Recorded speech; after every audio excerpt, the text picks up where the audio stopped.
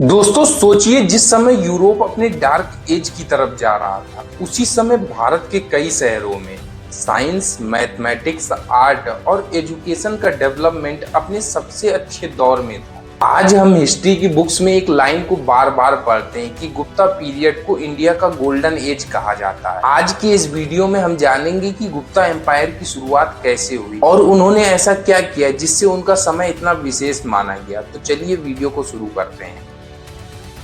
Maurya empire के collapse के बाद भारत में एक बड़ी और मजबूत सेंट्रलाइज्ड शक्ति नहीं बची थी जो पूरे उत्तर भारत को एक साथ कंट्रोल कर सके। ज्यादातर इलाकों में छोटे छोटे राज्य, लोकल रूलर्स और आपस के संघर्ष चल रहे थे। इसी पॉलिटिकल बैकग्राउंड में गुप्त वंश का उदय होता है। गुप्त वंश की शुरुआत श्रीगुप्त और बाद में घटोत्कच जैसे शासकों से हुई, लेकिन असल में गुप्त साम्राज्य की मजबूत नींव चंद्रगुप्त फर्स्ट के दौर से पड़ती है। लगभग 320 ईस्वी के आसपास चंद्रगुप्त फर्स्ट ने अपने आप को महाराजा धीराज की उपाधि दी और लिच्छवी राजवंश की राजकुमारी से शादी कर एक मजबूत पॉलिटिकल अलायंस बनाया। इस शादी से चंद्रगुप्त फर्स्ट को न सिर्फ पॉलिटिकल समर्थन मिला बल्कि उनकी सरकार को सामाजिक और राजवंशी लेजिटिमेसी भी मिली। इसी समय से गुप्त साम्राज्य की नई शुरुआत हुई। चंद्रगुप्त फर्स्ट के बाद गद्दी पर बैठते हैं समुद्रगुप्त, जिन्होंने गुप्त साम्राज्य को सच में एक विशाल एम्पायर का रूप दिया। समुद्रगुप्त को नेपोलियन ऑफ इंडिया भी कहा जाता है। उनकी सबसे बड़ी पहचान मिलिट्री विक्ट्रीज से ज्यादा उनकी पॉलिटिकल सोच थी। इलाहाबाद प्रशस्ति जैसे अभिलेखों से पता चलता है कि समुद्रगुप्त ने उत्तर भारत के कई राज्यों को अपने साम्राज्य में मिला लिया था, जबकि दक्षिण भारत के कई शासकों को हराने के बाद दोबारा उन्हें उनकी गद्दी पर बैठा दिया। ये राज्य गुप्त साम्राज्य का सीधा हिस्सा नहीं बने, लेकिन वो समुद्रगुप्त को ट्रिब्यूट देते थे और उनकी अधीनता स्वीकार करते। इस तरह समुद्रगुप्त ने डायरेक्ट रूल और इनडायरेक्ट कंट्रोल का एक बहुत ही प्रैक्टिकल मॉडल तैयार किया। समुद्रगुप्त के बाद चंद्रगुप्त सेकंड गद्दी पर बैठते हैं, जिन्हें विक्रमादित्य के नाम से भी जाना जाता है। वे गुप्त साम्राज्य को और अधिक मजबूत करते हैं। इनके शासन के टाइम पर पश्चिम भारत में शकों की शक्ति का अंत किया गया और मालवा और गुजरात जैसे व्यापारिक केंद्र गुप्त साम्राज्य का हिस्सा बने। इन इलाकों के शामिल होने से समुद्री और स्थलीय व्यापारों को नई पावर मिली और गुप्त राज्य का संबंध रोमन वर्ल्ड जैसे विदेशी बाजारों से और अधिक गहरा हो गया। इसी टाइम को गुप्ता एम्पायर के गोल्डन एज का पीक माना जाता है। सबसे जरूरी सवाल यह है कि गुप्त काल को गोल्डन एज क्यों कहा जाता है। इसका जवाब सिर्फ एक वजह से नहीं मिलता है, बल्कि अलग अलग क्षेत्रों में हुआ एक्स्ट्राऑर्डिनरी प्रोग्रेस में छुपा हुआ है। विज्ञान और गणित, साहित्य और शिक्षा, कला और विज्ञान और साथ ही व्यापार और अर्थव्यवस्था, इन सभी क्षेत्रों में गुप्त युग ने एक साथ अपनी पहचान बनाई। गुप्त काल के समय सबसे प्रसिद्ध वैज्ञानिक आर्यभट्ट, जिन्होंने अपनी रचनाओं में बताया कि पृथ्वी स्थिर नहीं है